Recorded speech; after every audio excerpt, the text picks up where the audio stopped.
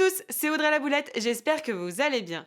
Aujourd'hui, j'ai décidé de vous donner des conseils pour les personnes qui souhaitent organiser un mariage avec un petit budget. On dit souvent que l'argent ne fait pas le bonheur, alors pourquoi ça serait différent pour organiser un mariage ? Pour avoir un mariage réussi, il suffit juste d'avoir deux mariés amoureux et heureux de se marier ensemble. Donc n'ayez pas peur de sauter le pas pour le mariage, même si vous avez un petit budget. Avant de commencer, je me représente au cas où ce serait la première vidéo que vous voyez sur ma chaîne. Je m'appelle Audrey et je me suis mariée en juin 2019.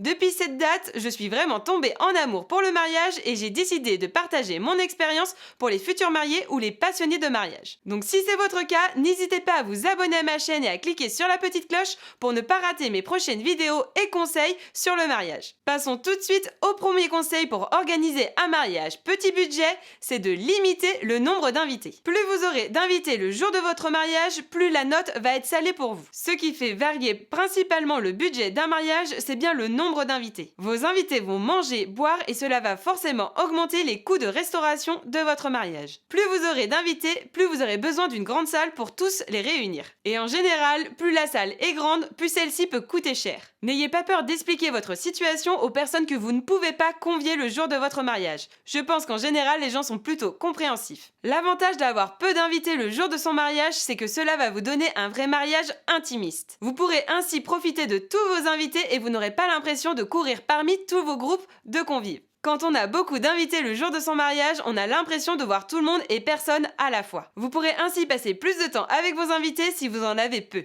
C'est pour cette raison que c'est tendance en ce moment d'avoir peu de convives à son mariage. Deuxième conseil pour organiser un mariage petit budget, c'est de faire beaucoup de choses soi-même. Le do it yourself est vraiment tendance en ce moment dans tous les mariages. En général, il est utilisé pour faire la décoration du mariage. Et pour les matériaux et les éléments à choisir pour votre décoration, vous pouvez faire le choix de la seconde main ou de la récupération. C'est une solution économique et écologique à la fois. J'en ai parlé dans ma vidéo sur comment organiser un mariage éco-responsable.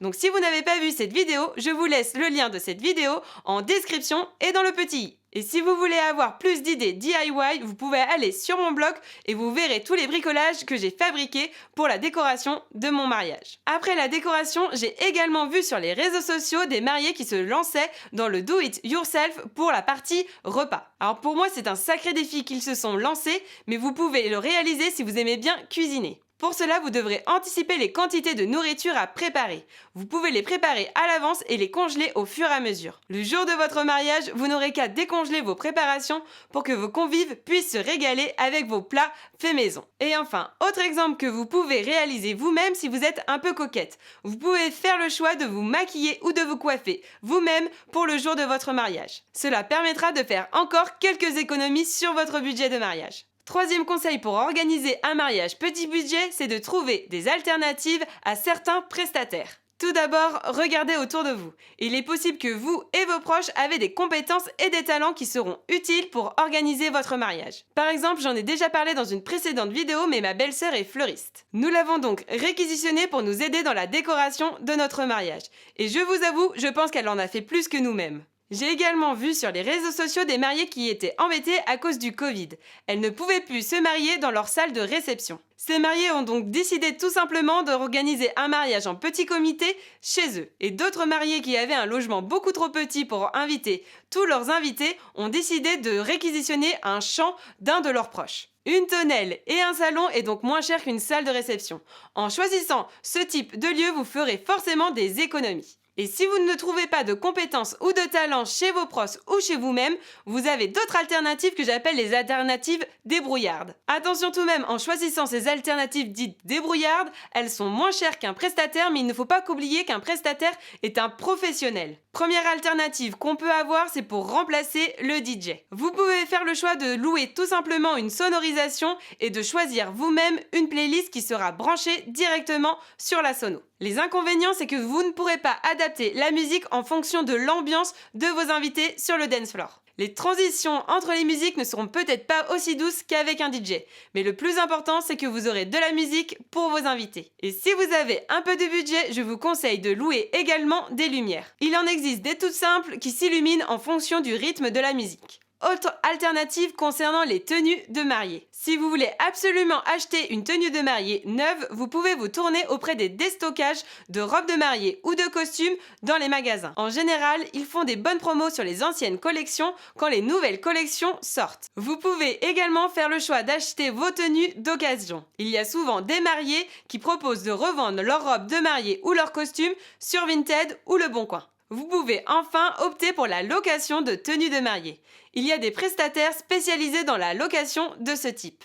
Vous pouvez également vous tourner sur les enseignes de prêt-à-porter. En général, pour vous mesdames, vous pourrez trouver de jolies petites robes blanches au sein de magasins de prêt-à-porter au début de l'été. Vous pouvez également vous lancer sur le remplacement d'une fleuriste si vous avez un peu la main verte. Certains mariés profitent de leur jardin pour planter quelques fleurs en anticipation pour leur jour de mariage. Ils n'ont ainsi qu'à se fournir dans leur jardin pour faire leur composition florale et le bouquet de la mariée. Par contre, si vous faites ce choix, soyez bien vigilant aux plantes que vous allez planter. Il faut qu'elles soient compatibles avec la date de votre mariage. Passons tout de suite au quatrième et dernier conseil pour organiser un mariage à petit budget, c'est de retirer les posts non vitaux au mariage. Il y a certaines choses et éléments qu'on voit sur les réseaux sociaux dans les mariages et qui en réalité ne sont pas nécessaires. Par exemple, vous pouvez vous passer du faire-part si vous souhaitez envoyer des invitations numériques. Vous pouvez envoyer soit vos invitations par email ou vous pouvez envoyer un lien vers un blog concernant votre mariage. Pour réaliser un blog très simple pour votre mariage contenant toutes vos informations,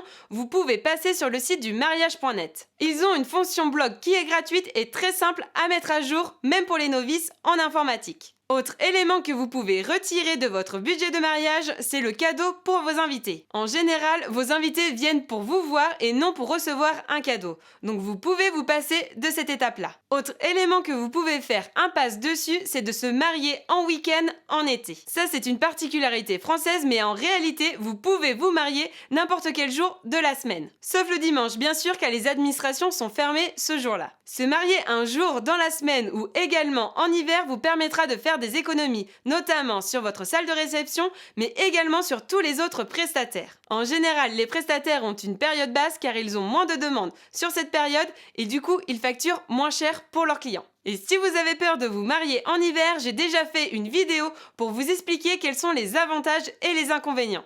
Donc n'hésitez pas à retrouver cette vidéo en description et vous le savez, dans le petit i. Enfin, dernier poste qui est coûteux pour un mariage et que vous pouvez éviter ou retarder, c'est bien sûr le voyage de noces. Donc si vous n'avez pas les finances pour organiser votre lune de miel, vous pouvez soit décider de le faire plus tard ou également de partir moins loin. Avec la situation actuelle du coronavirus, de nombreux Français se sont rendus compte qu'on pouvait voyager très bien en France. Vous pourrez ainsi découvrir de jolis paysages sans partir très loin de chez vous et avec des prix plus économiques. Voilà pour aujourd'hui, j'espère que cette vidéo vous permettra de vous projeter dans un mariage même si vous n'avez pas beaucoup de finances pour le réaliser. N'oubliez pas de cliquer sur le petit pouce en l'air pour m'indiquer que cette vidéo vous a plu et vous a aidé. Sur ce, je vous dis à bientôt. Assez simple et mais vous serez sûr d'avoir un mariage à moindre coût. Mais vous serez sûr, hein, c'est pas français ça. Troisième conseil. Une salle de réception.